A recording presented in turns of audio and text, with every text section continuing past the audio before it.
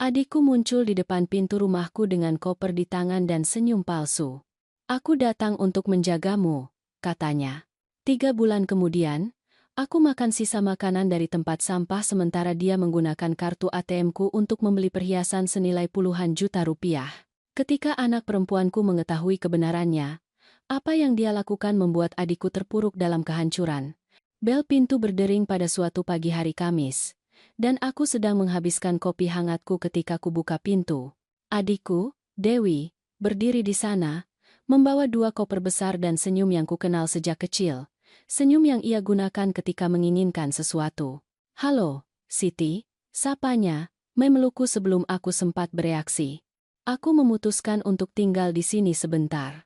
Kamu tidak seharusnya hidup sendirian setelah apa yang terjadi pada Arman. Suamiku telah meninggal dunia 6 bulan sebelumnya karena sakit. Kami telah bersama selama 52 tahun, yang berakhir di ranjang rumah sakit dengan ucapan perpisahan yang lirih.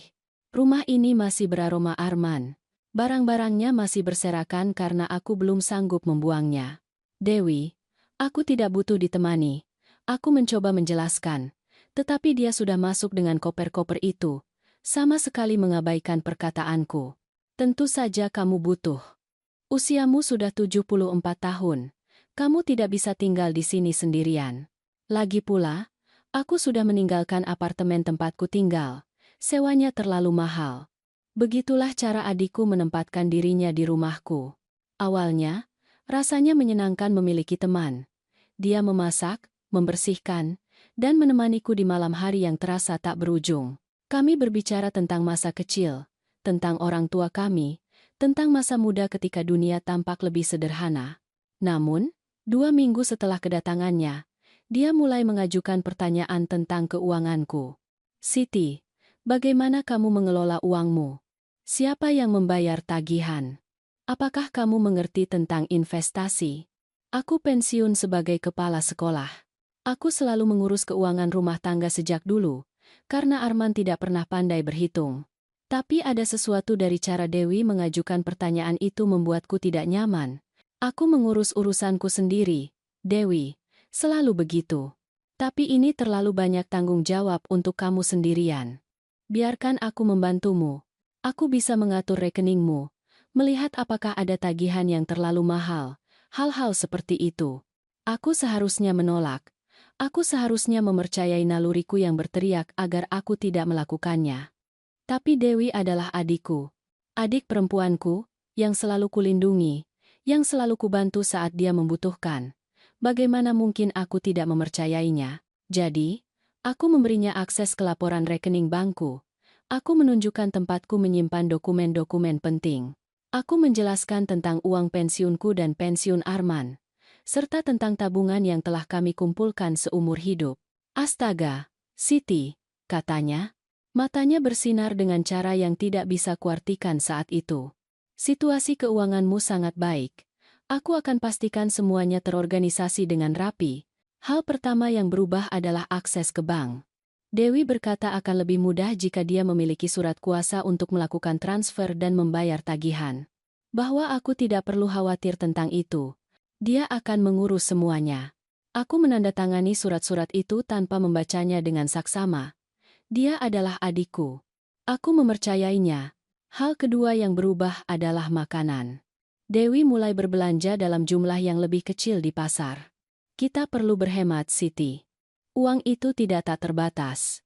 Tetapi aku menerima jumlah uang yang sangat besar setiap bulannya. Bagaimana mungkin tidak tak terbatas? Porsi makan menjadi lebih sederhana. Nasi, lauk seadanya, dan telur. Kadang-kadang sedikit ayam. Buah-buahan yang selalu kubeli menghilang. Keju yang kusukai, roti gandum, jus buah segar. Semua diganti dengan versi yang lebih murah atau dihilangkan sama sekali. Kamu tidak butuh banyak hal, Siti. Di usia kita, lebih baik makan lebih sedikit." Aku mulai kurus. Pakaianku terasa longgar. Ketika aku melihat diriku di cermin, aku melihat seorang wanita yang lebih kurus, lebih lelah. Tapi Dewi bilang itu normal setelah kepergian Arman, bahwa berkabung memang seperti itu. 3 bulan setelah dia datang, aku mulai menyadari perubahan lain. Dewi sering keluar, Selalu tampil rapi, dengan pakaian baru yang tidak kuingat pernah dimilikinya.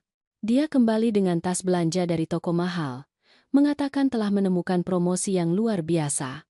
Suatu hari dia pulang membawa sepasang anting emas, besar, berkilauan, dan mahal. Kamu suka? Anting ini tak tertahankan. Pasti harganya sangat mahal. Ah, tapi aku mendapat diskon besar.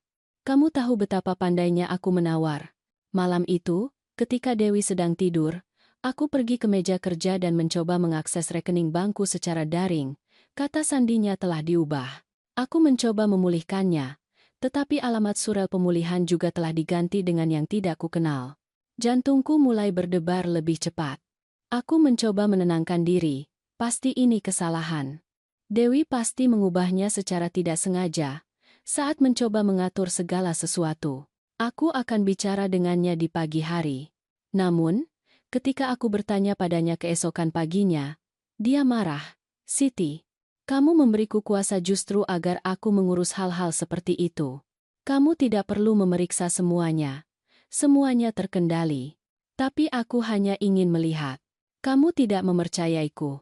Setelah semua yang aku lakukan untukmu, menjagamu, rumah ini, semuanya, rasa bersalah menghantamku seperti pukulan. Dia benar, dia merawatku, rumah ini, dan aku meragukannya seperti orang asing. Maaf, Dewi. Tentu saja aku mempercayaimu. Dia tersenyum, tetapi senyum itu tidak mencapai matanya. Syukurlah. Sekarang mari kita sarapan. Aku membuat telur orak-arik. Bulan-bulan berlalu dan aku terus kehilangan berat badan. Aku mulai merasa pusing. Tanganku gemetar. Aku merasa kedinginan sepanjang waktu, bahkan di tengah panasnya musim kemarau. Dewi berkata itu karena usia, bahwa aku harus lebih banyak istirahat. Aku berhenti keluar rumah. Aku tidak punya energi. Aku tidak punya keinginan. Teman-teman menelepon, mengajak makan, ke kelompok menjahit yang rutin kudatangi selama bertahun-tahun. Aku selalu menolak. Dewi yang menjawab telepon, mengatakan aku sedang tidak enak badan. Mungkin lain hari saja. Telepon menjadi semakin jarang. Teman-teman menjauh. Aku menjadi bayangan di rumahku sendiri. Saat itulah aku mulai mencari makanan secara diam-diam. Aku tahu kedengarannya gila, tetapi rasa lapar itu terus-menerus, menggerogoti perutku seperti binatang buas. Dewi mengontrol semua yang masuk ke dapur, menyajikan porsi kecil dan mengunci sisanya. Suatu malam, ketika dia pergi untuk urusan promosi lainnya, aku pergi ke tempat sampah di luar. Ada sepotong roti yang dia buang pagi itu. Katanya sudah basi. Aku mengambil roti itu dan memakannya di sana, berdiri di halaman, dengan tangan gemetar karena malu dan putus asa. Aku adalah seorang wanita berusia 74 tahun, dengan uang pensiun yang cukup, makan sampah di halaman rumahku sendiri. Aku menangis malam itu, menangis sampai tidak ada air mata lagi, tapi aku tidak tahu harus berbuat apa. Dewi mengontrol semua uang, dia mengontrol telepon rumah, katanya untuk menghemat panggilan yang tidak perlu. Ponselku hilang beberapa minggu sebelumnya, dan ketika aku bertanya, dia bilang aku pasti lupa meletakkannya. Wajar di usiaku melupakan sesuatu. Aku mulai benar-benar merasa bingung. Apakah aku mulai pikun? Apakah aku hanya membayangkan sesuatu? Dewi selalu punya penjelasan untuk segalanya. Dia selalu membuatku merasa bahwa aku melebih-lebihkan, bahwa aku tidak tahu berterima kasih. Kamu seharusnya bersyukur karena ada yang merawatmu, Siti. Banyak wanita seusiamu berakhir terlantar di panti jompo. Aku meninggalkan kehidupanku untuk datang dan tinggal di sini bersamamu. Dan aku bersyukur. Dengan suara lemah, tubuh sakit-sakitan, perut kosong, aku bersyukur. Anak perempuanku, Rina, tinggal di Jakarta Selatan. Dia bekerja keras. Dia punya 2 anak kecil, seorang suami, dan kehidupan yang sibuk. Kami berbicara di telepon seminggu sekali, tetapi akhir-akhir ini Dewi yang menjawab. Ibumu sedang istirahat, Rina. Dia sangat lelah, tapi semuanya baik-baik saja. Aku menjaganya. Rina mempercayai bibinya. Semua orang selalu mempercayai Dewi. Dia karismatik, menyenangkan, tipe orang yang mencerahkan suasana saat dia masuk. Tidak ada yang akan membayangkan apa yang mampu dia lakukan. Tetapi suatu hari Rina memutuskan untuk berkunjung secara mendadak.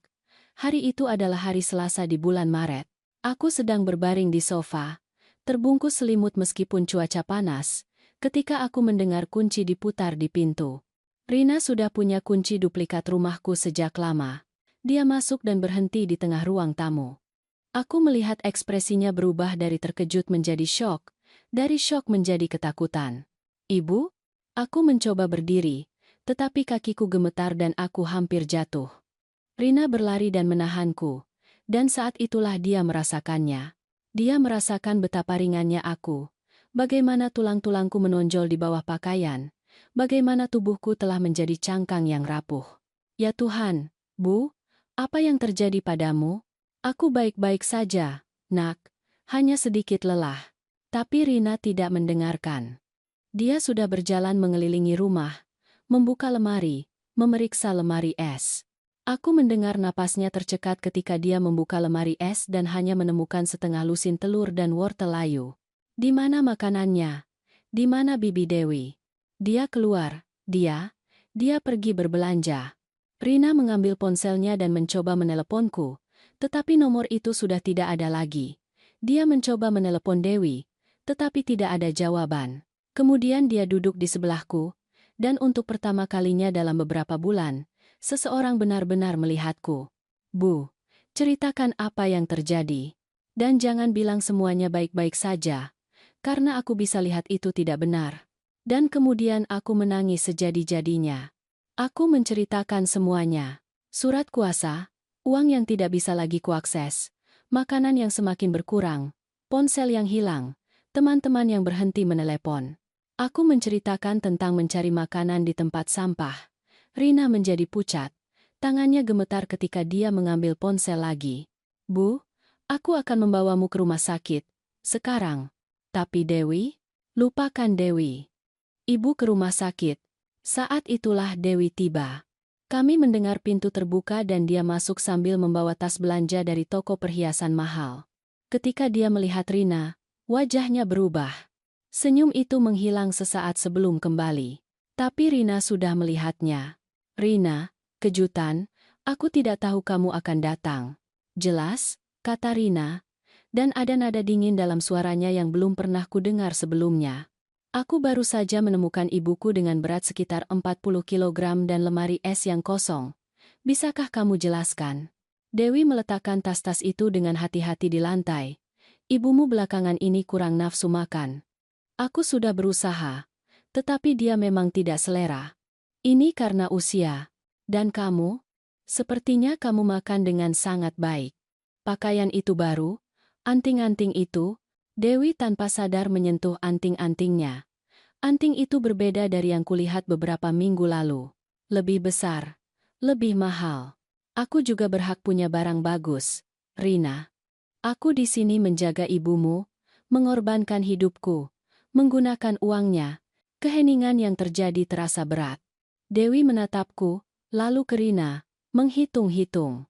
Aku hampir bisa melihat pikirannya bekerja, mencari jalan keluar terbaik. Uang yang dia izinkan aku gunakan. Aku punya surat kuasa. Semuanya legal. Rina melangkah mendekati Dewi. "Surat kuasa bukan cek kosong untuk mencuri. Aku akan membawa ibuku pergi dari sini sekarang, dan kamu akan menyerahkan semua dokumen keuangannya. Kamu tidak bisa begitu saja membawanya. Akan kulihat nanti." Rina membantuku berdiri dari sofa dengan kelembutan yang membuatku ingat ketika dia masih kecil, dan aku memeluknya untuk tidur. Tapi sekarang keadaannya terbalik. Dia yang merawatku, membimbingku ke pintu seolah aku terbuat dari kaca. Dewi menghalangi jalan kami. "Siti, katakan padanya kamu ingin tinggal. Katakan padanya aku menjagamu." Aku menatap adikku, wanita yang kulindungi seumur hidup, yang kubantu berkali-kali, yang kucintai, dan aku melihat orang asing. Aku melihat keserakahan di matanya, keputusasaan karena kehilangan kendali. "Minggir, Dewi." Suaraku keluar lebih tegas dari yang kuduga. Dewi mundur, terkejut, dan Rina membimbingku keluar. Mobil Rina diparkir di jalan. Dia menempatkanku di kursi penumpang dengan hati-hati, mengencangkan sabuk pengaman, dan baru saat itulah aku menyadari bahwa aku gemetar. Bukan karena dingin, tetapi karena sesuatu seperti kelegaan, atau ketakutan, atau keduanya. Kita mau kemana? Tanyaku. Rumah sakit. Sekarang. Rina. Tidak perlu. Ibu. Dia memotong perkataanku, suaranya tercekat. Ibu terlihat seperti kerangka. Kita ke rumah sakit. Perjalanan itu sunyi. Aku melihat keluar jendela, melihat kota berlalu, bertanya-tanya kapan terakhir kali aku keluar rumah. 2 bulan. 3. Hari-hari telah berubah menjadi kabut lapar dan kebingungan yang tidak jelas. Di rumah sakit, perawat yang menanganiku di ruang triase menyembunyikan keterkejutannya dengan buruk. Rina menjelaskan situasinya dengan suara pelan, tetapi aku mendengar setiap kata. Dugaan penyalahgunaan keuangan, kekurangan gizi, penurunan berat badan yang parah. Aku ditimbang 42 kilogram. Beratku biasanya 68. 26 kilogram hilang dalam 6 bulan. Dokter yang memeriksaku masih muda, serius, dengan mata yang semakin khawatir seiring berjalannya pemeriksaan. Dia meminta tes darah, serangkaian tes lengkap. Ibu Siti, katanya dengan lembut, kapan terakhir kali ibu makan makanan lengkap? Aku mencoba mengingat. Aku tidak tahu. Sudah lama. Dia makan sisa makanan dari tempat sampah, kata Rina, dan aku mendengar rasa sakit dalam suaranya. Ibuku makan sampah. Dokter menutup matanya sejenak. Ketika dia membukanya, ada tekad di sana. Saya akan meminta pekerja sosial untuk datang dan berbicara dengan Anda. Dan berdasarkan apa yang saya lihat, saya akan merekomendasikan rawat inap untuk stabilisasi gizi. Tidak. Aku berbicara dengan cepat. Aku tidak mau dirawat. Rina menggenggam tanganku. Bu, ibu membutuhkannya. Aku akan merawatnya, kata Rina kepada dokter. Tapi aku butuh semua dokumentasi, semua tes, semua hasilnya. Aku perlu membuktikan apa yang terjadi. Dokter mengerti. Saya akan menyediakan semuanya. Tes menunjukkan apa yang sudah dicurigai dokter. Anemia parah, kekurangan vitamin yang paruk, dehidrasi kronis. Ginjalku terlalu banyak bekerja. Tubuhku benar-benar mengonsumsi dirinya sendiri untuk bertahan hidup. Beberapa minggu lagi dalam keadaan ini dan ibu akan mengalami kegagalan multi-organ. Jelas dokter, anak ibu menyelamatkan hidup ibu. Pekerja sosial, seorang wanita bernama Santika, duduk bersama kami di sebuah ruangan kecil dan mengajukan pertanyaan. Pertanyaan tentang Dewi, tentang uang, tentang bagaimana semuanya dimulai. Rina merekam semuanya di ponselnya. Ini adalah kejahatan, kata Santika ketika aku selesai bercerita. Penyalahgunaan keuangan terhadap lansia. Penelantaran. Kasus ibu perlu dilaporkan. Dia adikku, kataku, dan suaraku tercekat. Adikku. Dan meskipun begitu, dia melakukan ini pada ibu, jawab Santika. Bukan dengan nada keras, tetapi dengan kesedihan yang memahami. Sayangnya, sebagian besar kasus penyalahgunaan terhadap lansia berasal dari anggota keluarga. Mereka adalah orang-orang yang paling kita percayai. Rina sedang membuat catatan di ponsel, memotret dokumen, mengatur semuanya dengan ketelitian yang membuatku terkesan. Anak perempuanku selalu terorganisasi, tetapi ini berbeda. Ini adalah tekad murni. Bu, katanya ketika kami meninggalkan rumah sakit beberapa jam kemudian, dengan kantong penuh resep dan suplemen, ibu akan tinggal di rumahku untuk saat ini, dan kita akan menyelesaikan ini, semuanya. Tapi anak-anakmu, pekerjaanmu, ibu yang paling penting. Selalu begitu. Di rumah Rina di Jakarta Selatan, aku menetap di kamar tamu. Kamar itu nyaman, dengan tempat tidur yang lembut dan tirai tipis yang membiarkan sinar matahari masuk. Cucu-cucuku, Dimas dan Sofia, menyambutku dengan pelukan hati-hati. Mata kecil mereka terbuka lebar melihat betapa berbedanya nenek mereka. Nenek sedikit sakit. Jelas Rina kepada mereka. Tapi nenek akan sembuh. Kita akan menjaganya, oke? Mereka mengangguk dengan serius. Dan malam itu Sofia membawakanku boneka beruang kesayangannya, supaya nenek tidak merasa sendirian. Aku menangis sambil memegang boneka beruang usang itu, merasakan beban berbulan-bulan kesendirian dan ketakutan akhirnya mulai hilang. Rina memasak makan malam ringan, sup sayuran, nasi, sepotong ayam. Perutku sudah menyusut begitu kecil sehingga aku tidak bisa makan banyak, tetapi setiap suap terasa seperti berkah. Pelan-pelan, Bu, kata Rina, mengawasiku. Tubuh ibu perlu beradaptasi lagi. Setelah makan malam, dia membuka laptopnya. Bu, aku perlu menunjukkan sesuatu pada ibu. Ini akan sulit, tapi ibu harus melihatnya. Dia telah berhasil mendapatkan akses ke laporan rekening bankku melalui pihak bank. Apa yang kulihat membuatku terkejut. Dalam 6 bulan terakhir, Dewi telah menarik uang yang sangat banyak dari rekeningku. Pembelian di toko perhiasan, restoran mahal, toko pakaian bermerek, perjalanan. Sebuah perjalanan yang menghabiskan biaya sangat besar. Kalung berlian yang mahal, makan malam yang harganya juga mahal. Sementara aku makan sampah, adikku hidup seperti ratu, dengan uangku. Ada lagi, kata Rina, dan suaranya tegang. Dia mentransfer uang ke rekening yang tidak kukenal. Aku sedang mencoba melacaknya. Uang itu adalah separuh dari tabunganku selama setahun. Uang yang Arman dan aku kumpulkan dengan bekerja selama 40 tahun. Aku akan menyewa pengacara, kata Rina. Besok pagi, ini tidak akan dibiarkan begitu saja. Malam itu, berbaring di tempat tidur yang nyaman di kamar tamu, aku menatap langit-langit dan mencoba mencerna semuanya. Adikku telah mencuriku. Dia membiarkanku kelaparan sementara dia menghabiskan uangku untuk kemewahan. Dia memanipulasiku. Dia membuatku merasa bingung. Dia mengisolasiku. Bagaimana seseorang melakukan itu pada keluarga sendiri? Keesokan paginya, Rina sudah menelepon ketika aku bangun. Dia telah menjadwalkan pertemuan dengan 3 pengacara berbeda sore itu juga. Aku akan memilih yang terbaik, jelasnya kepadaku. Seseorang yang benar-benar memahami kasus-kasus seperti ini, pengacara yang kami pilih bernama Budi Santoso. Dia berspesialisasi dalam hukum lansia, seorang pria berusia sekitar 50 tahun dengan sikap serius namun lembut. Kantornya memiliki rak buku penuh dengan buku tentang hukum perdata dan pidana. Ibu Siti, katanya setelah mendengar seluruh cerita, kasus ibu serius, tetapi kami memiliki bukti kuat. Surat kuasa yang ibu berikan kepada adik ibu tidak memberinya hak untuk menggunakan uang ibu demi kepentingan pribadinya.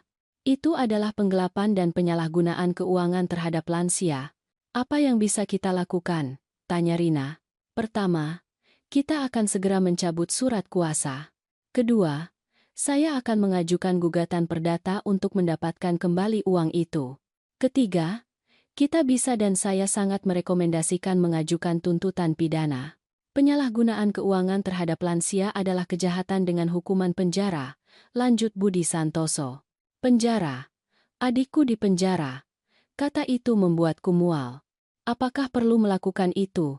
Tanyaku. Tuntutan pidana? Budi Santoso menatapku dengan pemahaman.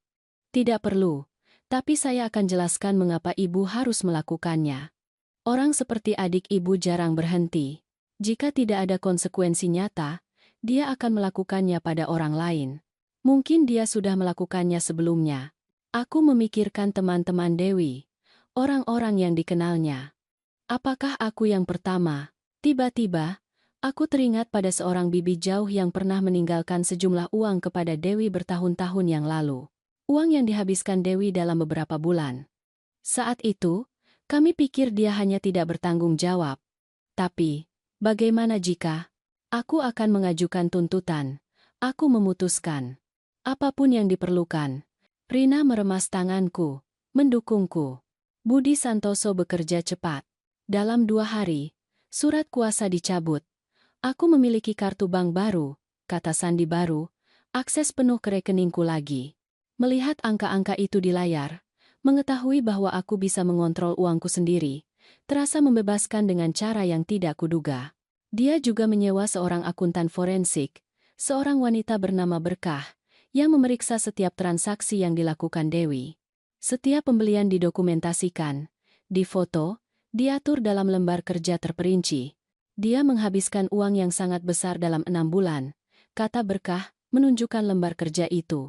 Ini belum termasuk yang dia transfer ke rekening lain.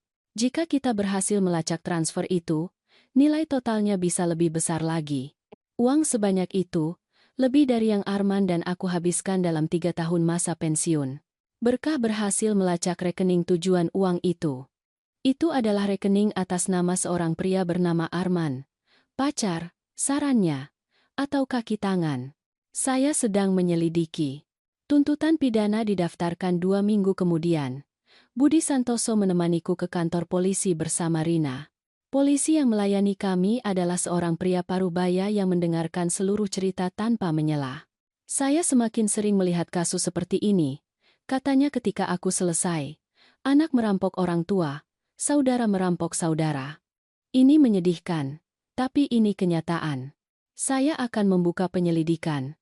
Dewi diberitahu seminggu kemudian. Dia menelepon malam itu, dan Rina yang menjawab. Bagaimana kamu bisa melakukan ini padaku? Teriak Dewi begitu keras sehingga aku bisa mendengarnya dari seberang ruangan. Kita saudara, aku menjagamu. Kamu mencuri darinya, jawab Rina dengan tenang. Kamu membiarkannya kelaparan sementara kamu menghabiskan uangnya untuk perhiasan dan perjalanan. Itu kejahatan. Aku akan membuktikan bahwa dia bingung, bahwa kamu memanipulasinya. Kamu boleh mencoba. Kami punya laporan medis yang membuktikan dia sangat waras. Kami punya semua transaksi yang didokumentasikan. Kami punya saksi. Saksi? Rina tersenyum, meskipun Dewi tidak bisa melihatnya. Kamu pikir tidak ada yang memperhatikan? Para tetangga melihat ibuku kurus. Mereka melihatmu pulang dengan pakaian mahal. Petugas keamanan kompleks mencatat kepergianmu selama jam kerja. Selalu kembali dengan tas belanjaan. Ada keheningan di seberang sana. Kemudian Dewi menutup telepon. Dia akan mencoba sesuatu, kata Rina. Kita harus waspada. 3 hari kemudian, Dewi muncul di pintu rumah Rina. Aku sendirian. Rina sedang menjemput anak-anak dari sekolah. Ketika aku mendengar bel pintu dan melihat melalui lubang intip siapa itu, naluri pertamaku adalah untuk tidak membuka. Tetapi sesuatu membuatku membuka pintu itu. Dewi tampak berbeda, lebih tua, lelah. Pakaian mahalnya telah hilang, diganti dengan celana panjang sederhana dan kaos, tanpa perhiasan, tanpa riasan tebal. Siti, katanya, dan suaranya bergetar. Tolong, kita perlu bicara. Kita tidak punya apa-apa untuk dibicarakan.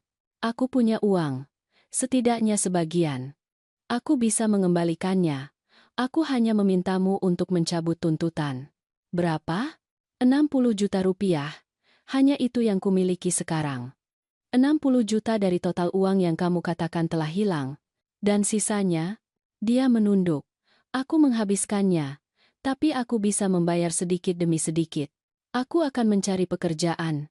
Aku akan membayar semuanya. Hanya jangan tuntut aku, tolong. Aku menatap adikku dan melihat seorang wanita yang putus asa, tetapi aku juga melihat wanita yang membiarkanku makan sampah, yang mengisolasiku dari semua orang, yang secara sistematis merencanakan untuk merampokku sambil berpura-pura menjagaku. Tidak, kamu membuatku kelaparan, Dewi. Kamu membuatku merasa seperti aku menjadi gila. Kamu mencuri dariku sementara aku mempercayaimu. Dan sekarang kamu ingin aku melupakan semuanya karena kamu membawa kurang dari separuh yang kamu curi? Aku adikmu. Justru, jawabku, dan suaraku keluar lebih tegas dari yang kuduga. Kamu adikku. Dan meskipun begitu kamu melakukan ini padaku. Itu membuatnya semakin buruk, bukan lebih baik. Rina tiba pada saat itu, melihat Dewi di pintu dan segera berdiri di antara kami. Pergi dari sini. Sekarang, aku mencoba menyelesaikannya. Menyelesaikan berarti mengembalikan semua uang dan menyerahkan diri. Selain itu bukan penyelesaian. Dewi menatapku sekali lagi, mencari tanda kelemahan, tetapi aku sudah selesai. Aku sudah selesai dimanipulasi, merasa bersalah, meragukan diriku sendiri. Selamat tinggal Dewi. Dia pergi. Seminggu kemudian, pengacaranya menghubungi Budi Santoso, mengusulkan kesepakatan. Dia akan mengembalikan 80 juta rupiah jika kami mencabut tuntutan pidana. Bagaimana menurutmu? Tanya Budi Santoso. Aku berpikir keras. 80 juta masih jauh lebih sedikit dari yang dia curi. Tetapi itu juga uang nyata. Uang yang bisa kudapatkan kembali segera daripada menunggu bertahun-tahun melalui proses. Dan tuntutan pidana? Jika ibu menerima kesepakatan dan mencabut tuntutan, dia tidak akan masuk penjara. Tapi akan ada catatan perdata terhadapnya, dan saya bisa memastikan catatan itu publik. Siapapun yang mencari namanya akan menemukannya. Rina menentang. Dia pantas masuk penjara, Bu. Tapi aku lelah. Lelah dengan segalanya. Terima kesepakatan itu, aku memutuskan. Tapi aku ingin semuanya didokumentasikan. Dan aku ingin jaminan bahwa dia tidak akan pernah menghubungiku lagi. Kesepakatan itu ditandatangani sebulan kemudian. Dewi mengembalikan 80 juta rupiah. Budi Santoso membuat kontrak di mana dia melepaskan semua hak atas warisan dan setuju untuk tidak lagi menghubungiku. Perintah penahanan dikeluarkan. Tapi Budi Santoso melakukan satu hal lagi. Dia mendaftarkan seluruh kasus itu dalam basis data publik tentang penyalahgunaan terhadap lansia. Setiap profesional di bidang kesehatan, pekerja sosial, atau pengacara yang mencari nama Dewi akan menemukan riwayat lengkapnya. Dia tidak akan pernah bisa melakukan ini lagi pada orang lain tanpa menimbulkan kecurigaan segera. Ini bukan penjara, kata Budi Santoso. Tapi ini adalah keadilan dalam bentuk lain. Dia akan menanggungnya seumur hidupnya. Selama bulan-bulan proses itu, sesuatu berubah dalam diriku. Bukan hanya tubuhku yang pulih, bertambah berat, kembali berenergi. Itu sesuatu yang lebih dalam.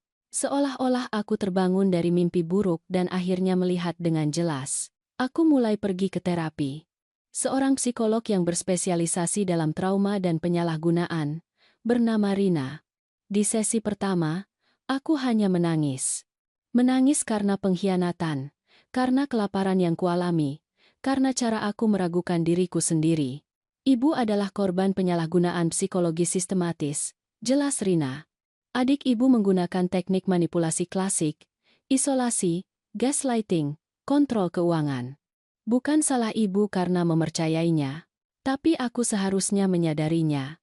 Dia adalah adik ibu. Ibu diprogram seumur hidup untuk mempercayainya, untuk menjaganya. Dia secara sadar mengeksploitasi itu. Kesalahan sepenuhnya ada padanya, bukan pada ibu. Kata-kata itu membebaskanku dengan cara yang tidak kuduga. Aku menghabiskan waktu berbulan-bulan menyalahkan diri sendiri, bertanya-tanya mengapa aku begitu bodoh. Tapi aku tidak bodoh. Aku adalah seorang wanita yang mempercayai seseorang yang dicintai, dan itu bukan kelemahan. Rina mendorongku untuk kembali melakukan hal-hal yang kusukai. Aku kembali ke kelompok menjahit, dan teman-temanku menyambutku dengan pelukan dan air mata. Mereka merindukanku. Mereka khawatir ketika aku berhenti menjawab telepon. Kami pikir kamu tidak ingin bicara lagi dengan kami, kata salah satu dari mereka. Bukan itu, jelasku. Itu rumit. Aku menceritakan kepada mereka, secara garis besar, apa yang telah terjadi, dan aku menemukan bahwa aku tidak sendirian. Dua temanku memiliki cerita serupa. Salah satunya dirampok oleh anaknya, yang lain oleh iparnya. Penyalahgunaan terhadap lansia lebih umum dari yang kubayangkan. Kita perlu membicarakan ini, kata salah satu dari mereka. Kita perlu memberitahu orang lain. Begitulah awalnya. Kelompok kecil wanita lansia berkumpul untuk berbicara tentang pengalaman kami, tentang tanda-tanda peringatan, tentang cara melindungi diri sendiri. Kelompok itu bertambah. Dari 5 menjadi 10 menjadi 20 wanita. Rina menyarankan agar aku berbicara dalam sebuah acara di pusat komunitas. Orang-orang perlu mendengar ini, Bu. Terutama para lansia perlu tahu bahwa mereka tidak sendirian. Acara pertama dihadiri 20 orang. Aku gugup, tanganku gemetar saat memegang catatan. Tetapi ketika aku mulai berbicara, sesuatu terjadi. Kata-kata mengalir secara alami. Aku menceritakan kisahku tanpa rasa malu, tanpa menghilangkan detail yang sulit. Aku berbicara tentang makan sampah, tentang merasa kedinginan di rumahku sendiri, tentang meragukan kewarasanku sendiri, dan aku melihat wajah-wajah di antara hadirin menyala dengan pengakuan, dengan kelegaan mengetahui bahwa mereka tidak sendirian. Setelah acara itu, seorang ibu mendekat sambil menangis. Cucuku melakukan ini padaku, bisiknya. Aku pikir aku menjadi gila. Aku pikir itu salahku. Aku duduk bersamanya, menggenggam tangannya yang gemetar, dan memberinya nomor Budi Santoso. Kamu tidak sendirian. Dan ada bantuan yang tersedia. Acara itu menjadi bulanan, lalu mingguan. Pusat komunitas tidak lagi cukup. Kami harus pindah ke aula yang lebih besar. Rina membantuku membuat situs web sederhana dengan sumber daya, kontak pengacara spesialis, tanda-tanda peringatan untuk keluarga.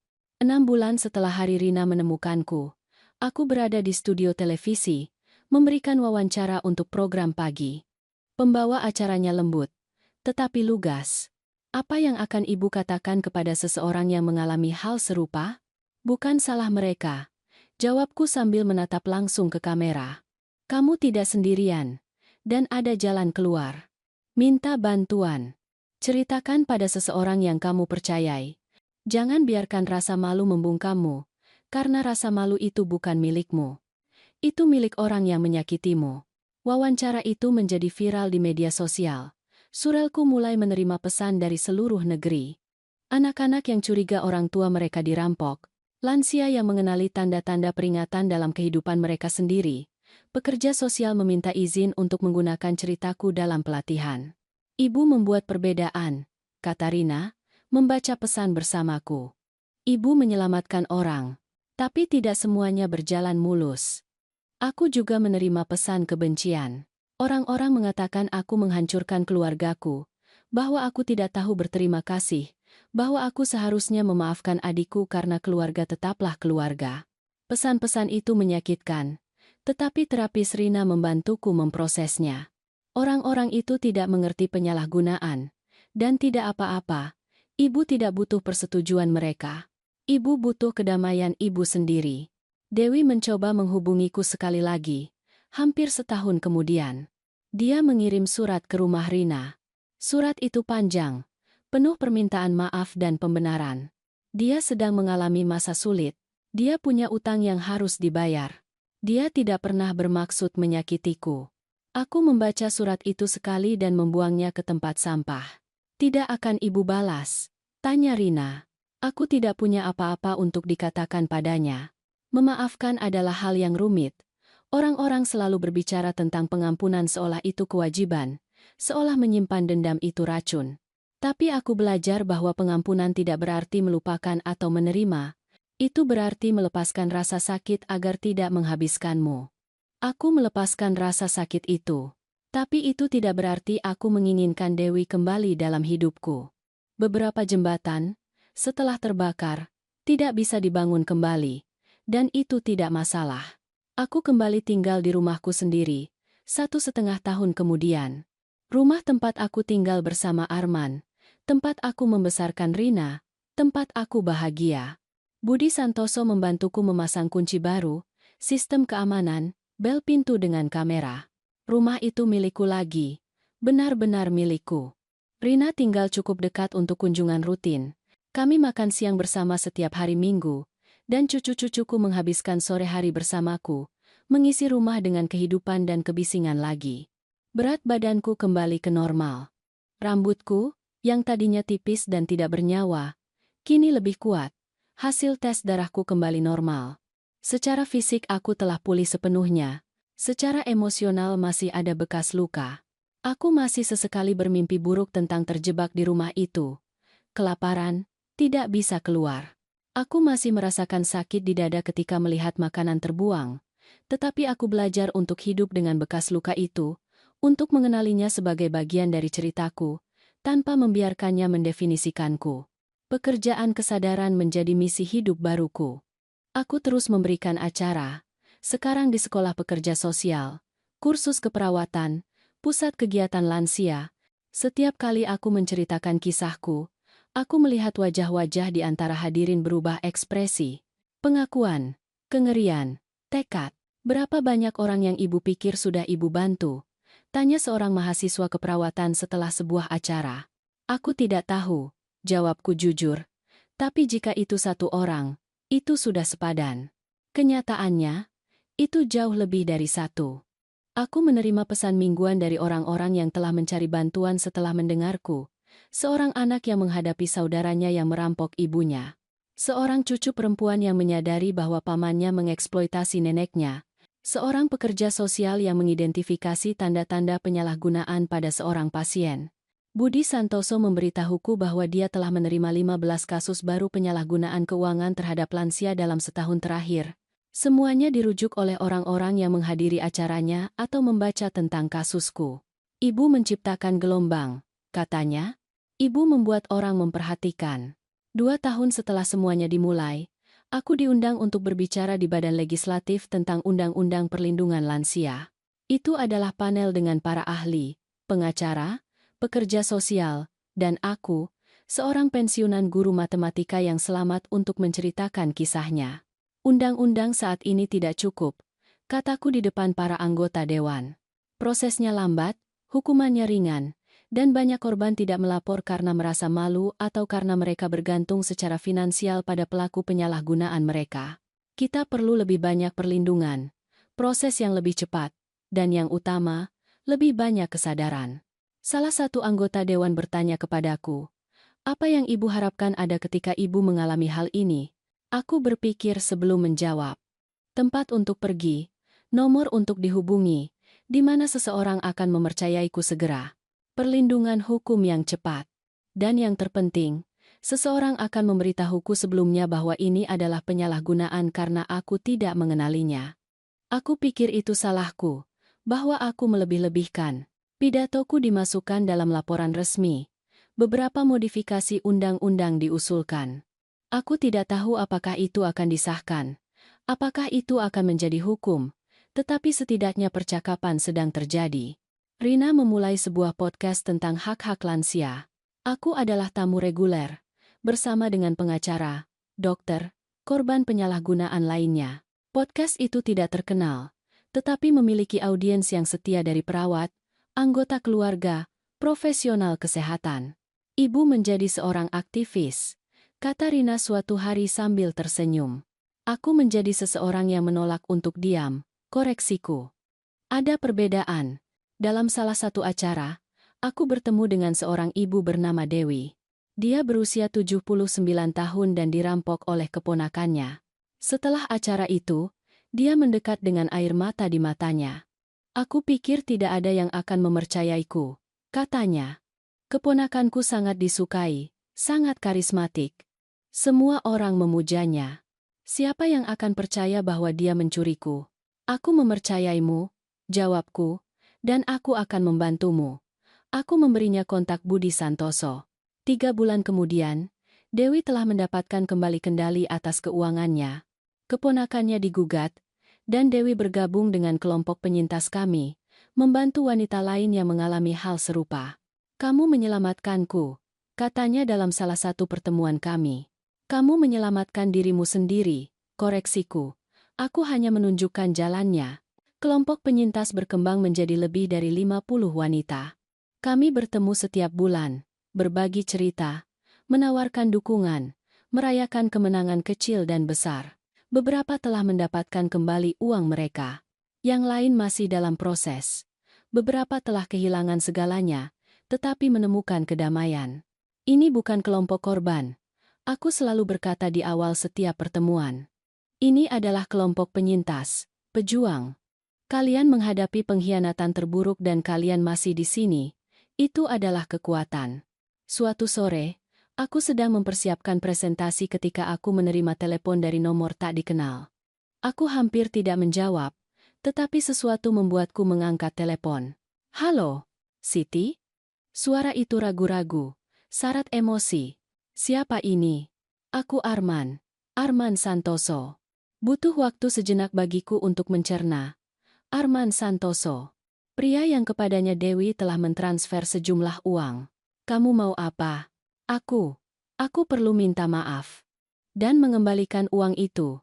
Aku terdiam, memproses. Aku tidak tahu. Dia melanjutkan dengan cepat. Dewi memberitahuku itu uangnya, bahwa dia mendapat warisan. Aku mempercayainya. Kami menggunakan uang itu untuk membuka sebuah warung kopi, tapi aku menemukan kebenarannya. Aku membaca tentangmu di surat kabar, dan aku menyadari dari mana uang itu berasal. Dan Dewi, kami putus. Ketika aku menghadapinya, dia mengakui semuanya. Dia bilang dia pintar, bahwa kamu tidak akan pernah tahu. Aku merasa jijik. Aku menutup warung kopi itu. Aku menjual semuanya. Aku punya uang yang lumayan. Itu kurang dari yang dia ambil. Tapi hanya itu yang bisa ku kembalikan sekarang. Itu bisa saja bohong. Itu bisa saja jebakan. Tetapi sesuatu dalam suaranya terdengar tulus. Hubungi pengacaraku. Aku memberinya nomor Budi Santoso. Dia akan mengatur semuanya. Terima kasih dan aku benar-benar minta maaf. Sungguh. Dia menutup telepon sebelum aku bisa menjawab. Budi Santoso memverifikasi semuanya dengan cermat. Arman itu nyata. Ceritanya masuk akal. Dan dia benar-benar punya uang untuk dikembalikan. Apakah ibu ingin mendesak lebih banyak? Tanya Budi Santoso. Tidak. Dia juga ditipu. Terima uang itu. Dengan uang dari Arman dan uang dari kesepakatan dengan Dewi, aku telah mendapatkan kembali sebagian besar dari uang yang dicuri. Masih ada kekurangan, tetapi aku telah berdamai dengan itu. Uang tidak pernah hanya tentang uang. Itu tentang martabat, tentang keadilan, tentang penolakanku untuk menjadi korban dalam keheningan. Pada ulang tahun ketiga hari Rina menemukanku, kami mengadakan perayaan kecil, hanya keluarga. Rina, suaminya, cucu-cucuku. Kami makan kue, tertawa, mengingat bagaimana semuanya telah berubah. Nenek ingat bagaimana nenek saat itu, Nek? Tanya Dimas. Dia berusia 12 tahun sekarang. Cukup besar untuk memahami cerita itu. Aku ingat, jawabku jujur. Aku sangat takut, sangat lemah, berpikir tidak ada jalan keluar. Dan sekarang aku tahu selalu ada jalan keluar. Selalu ada seseorang yang bersedia membantu. Kita hanya perlu punya keberanian untuk memintanya. Rina mengangkat gelas jusnya. Untuk wanita-wanita pemberani. Untuk para penyintas. Untuk awal yang baru. Untuk awal yang baru. Kami ulangi semua. Malam itu, sendirian di rumahku, aku melihat sekeliling. Lemari es penuh. Pemanas berfungsi dengan sempurna. Rekeningku terorganisasi. Di bawah kendaliku. Tubuhku sehat. Pikiranku jernih. Aku telah selamat. Lebih dari itu, aku telah berkembang. Aku telah mengubah pengalaman terburuk dalam hidupku menjadi sesuatu yang membantu orang lain. Aku telah menemukan tujuan dalam rasa sakit. Dewi masih di luar sana, di suatu tempat, mungkin masih menganggap dirinya korban, masih bertanya-tanya mengapa dia kehilangan segalanya. Tapi dia bukan lagi masalahku. Dia bukan lagi beban yang harus kutanggung. Aku telah memilih kebebasan. Aku telah memilih kebenaran. Aku telah memilih diriku sendiri. Dan pilihan itu telah membuat semua perbedaan. 5 tahun telah berlalu sejak hari Selasa Rina menemukanku. 5 tahun pembangunan kembali. Penyembuhan. Pertumbuhan. Hari ini, di usia 79, aku menjalani hidup yang tidak pernah kubayangkan mungkin terjadi di hari-hari suram itu. Pekerjaan kesadaran meluas melampaui harapanku. Dengan bantuan Rina dan tim kecil relawan, kami menciptakan organisasi nirlaba yang disebut tidak lagi dalam diam. Kami menawarkan saluran bantuan langsung, konsultasi hukum gratis untuk korban penyalahgunaan, dan program pendidikan di seluruh negeri. Kami melatih lebih dari 1.000 profesional kesehatan untuk mengidentifikasi tanda-tanda penyalahgunaan keuangan. Kami membantu memulihkan uang yang sangat besar untuk para korban. Tetapi angka yang paling kubanggakan adalah yang lain. Ada ratusan orang menghubungi kami sebelum penyalahgunaan menjadi parah karena mereka belajar mengenali tanda-tanda peringatan. Ratusan orang yang tidak perlu mengalami kelaparan, kedinginan, keputusasaan yang kualami. Itu lebih berharga daripada uang manapun. Kisahku didokumentasikan dalam sebuah buku yang ditulis oleh seorang jurnalis bernama Ayu. Lapar Senyap, sebuah kisah penyalahgunaan dan pemulihan. Buku itu bertahan selama beberapa minggu di daftar buku terlaris. Semua keuntungan disumbangkan untuk organisasi. Setiap salinan yang terjual berarti satu orang lagi terbantu. Dewi mencoba menuntut untuk menghentikan publikasi buku itu. Menuduh pencemaran nama baik. Tuntutan itu ditolak. Semua yang ada di buku didokumentasikan. Terbukti, benar. Dia tidak punya dasar hukum. Itu terakhir kali aku mendengar tentang dia. Kadang-kadang aku bertanya-tanya bagaimana keadaannya. Apakah dia menyesal? Apakah dia berubah? Tetapi pertanyaan-pertanyaan itu tidak lagi menghabiskan waktuku seperti dulu. Dia membuat pilihannya. Aku membuat pilihanku. Hidup kami mengikuti jalan yang berbeda. Dewi, wanita yang kutemui di acara bertahun-tahun yang lalu, menjadi salah satu sahabat terbaikku. Kami berbicara hampir setiap hari. Dia memimpin kelompok dukungan untuk penyintas sekarang, karena aku sering bepergian untuk memberikan acara. Kamu menciptakan sesuatu yang indah dari semua kengerian itu, katanya suatu kali. Kamu mengubah racun menjadi obat. Aku suka metafora itu. Racun menjadi obat. Itu persis yang kulakukan. Rina menjadi pengacara spesialis dalam hukum lansia. Dia bilang dia terinspirasi oleh semua yang kami alami. Aku melihat ibu berjuang. Aku melihat Budi Santoso membantu ibu. Dan aku menyadari itulah yang ingin kulakukan. Membantu orang-orang sepertimu. Dia telah membantu lebih dari 100 klien mendapatkan kembali kendali atas hidup dan keuangan mereka. Dia bekerja erat dengan organisasi, menawarkan nasihat hukum pro bono untuk kasus-kasus yang tidak mampu membayar. Cucu-cucuku, Dimas dan Sofia, yang sekarang remaja, adalah relawan di organisasi. Mereka membantu dengan media sosial, dengan pengorganisasian acara, dengan menjangkau audiens yang lebih muda. Penting bagi kaum muda untuk memahami ini juga, Nek, jelas Sofia kepadaku, agar mereka bisa melindungi kakek nenek mereka, agar mereka bisa mengenali tanda-tandanya. Dia benar, penyalahgunaan terhadap lansia adalah masalah seluruh keluarga, seluruh masyarakat. Minggu lalu aku diundang untuk berbicara tentang hak-hak lansia di tingkat global. Itu adalah ruangan yang penuh dengan delegasi dari banyak negara yang berbeda. Dan aku, seorang pensiunan guru matematika dari sebuah kota kecil di Jawa, menceritakan kisahku kepada dunia. Penyalahgunaan terhadap lansia tidak mengenal batas, kataku. Itu terjadi di negara kaya dan miskin, di keluarga dari semua kelas sosial, di semua budaya. Tetapi rasa malu, keheningan, perasaan sendirian, itu juga universal. Kita perlu memecahkan keheningan itu secara global. Presentasi itu diterjemahkan ke dalam beberapa bahasa. Aku menerima pesan dari lansia di berbagai negara. Semua dengan cerita serupa. Semua berterima kasih karena telah berbicara, karena telah menyuarakan apa yang mereka rasakan. Jangkauan semua ini masih membuatku terkesan. Sebuah cerita yang dimulai dengan seorang wanita makan sampah sekarang menginspirasi perubahan legislatif di beberapa negara. Kelompok dukungan, berdasarkan model kami, bermunculan di banyak daerah dan beberapa negara. Ibu menjadi simbol, kata Rina. Simbol perlawanan, pembangunan kembali. Aku hanya menjadi seseorang yang menolak untuk mati dalam keheningan. Koreksiku, dan itu seharusnya menjadi hal yang minimal, bukan yang luar biasa. Tapi aku tahu itu luar biasa. Aku tahu banyak lansia tidak pernah berbicara, tidak pernah meminta bantuan, tidak pernah melarikan diri. Beberapa tidak selamat. Kesadaran itu memotivasiku untuk terus maju, menjangkau lebih banyak orang, berteriak lebih keras. Hari ini aku melihat diriku di cermin dan melihat seorang wanita yang kukenal. Seorang wanita yang kuat, sehat, dengan tujuan. Aku melihat kerutan yang diperoleh selama bertahun-tahun kehidupan. Aku melihat rambut putih yang tidak kusisir.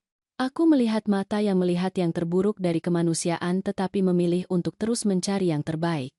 Aku melihat seorang penyintas, seorang pejuang, sebuah suara.